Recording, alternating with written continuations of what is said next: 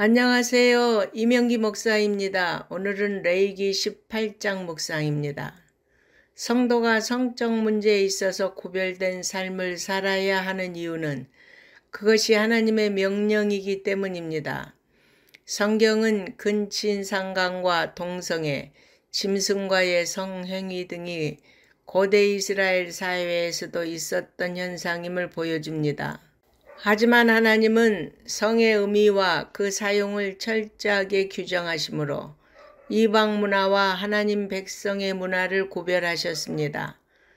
따라서 잘못된 성윤리를 따르는 것은 하나님의 섭리를 방해하는 도전적인 행위가 아닐 수 없습니다. 하나님은 성적 문제에 대해 단호하게 명령하셨습니다. 그럼에도 불구하고 개방적인 성윤리를 옹호하는 사람들은 갈수록 늘어가고 있습니다. 그 이유는 쾌락 때문입니다. 하지만 쾌락은 만족이 없습니다. 진정한 기쁨도 없습니다. 결국 정신과 영혼을 피폐하게 만들고 파멸할 뿐입니다. 성은 하나님이 인간에게 주신 선물입니다. 성을 통해 사랑과 희열과 만족을 경험할 수 있습니다.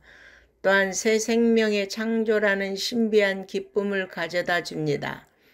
하지만 이 모든 기쁨은 하나님이 주신 윤리 안에서만 가능합니다. 우리는 하나님이 정해주신 배우자를 기쁘게 하는 일에 마음과 힘을 쏟아야 합니다. 하나님이 주신 경계선을 넘는 행위는 탐욕입니다. 탐욕은 죄를 낳고 결국 죽음에 이르게 합니다.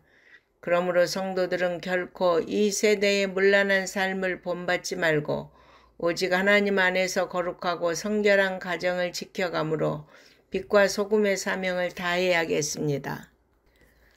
하나님이 노아 시대의 세상을 심판하실 수밖에 없었던 이유는 그 땅에 죄가 만연했기 때문입니다.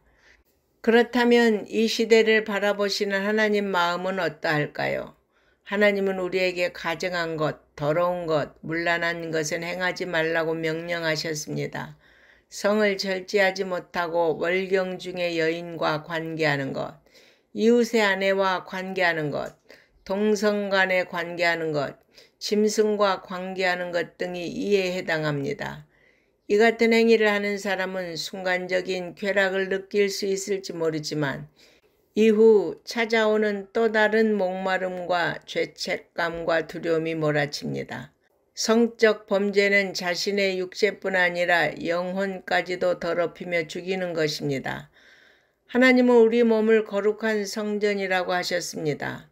성적 범죄로 인해 거룩한 성전을 더럽혀서는 안 됩니다. 결국 성적 범죄는 하나님과도 멀어지게 합니다. 하나님은 성적 범죄를 언급하시면서 땅을 더럽히지 말라고 하셨습니다. 이는 성적 범죄가 사회와 문화로 광범위하게 퍼진다는 의미입니다. 땅을 더럽히는 자는 하나님의 진노를 받아 하나님의 백성으로서의 자격과 권리를 박탈당하고 말 것입니다. 우리는 각자가 살고 있는 땅이 타락한 땅이 되지 않도록 자신을 순결하게 지켜야 합니다. 하나님이 원하시는 것은 그분의 뜻을 순종하며 사는 것입니다. 하나님이 허락하신 가정을 지키며 생육하고 번성하는 것입니다. 하나님은 소망 없던 우리를 십자가의 보혈로 정결하게 하셨습니다. 이제 우리는 다시 더러운 옷을 입어서는 안 됩니다. 육체의 정욕을 다스리고 더 거룩하고 성결한 삶을 살아서 이 사악한 세대를 변화시키는 자들이 되어야 하겠습니다. 아멘.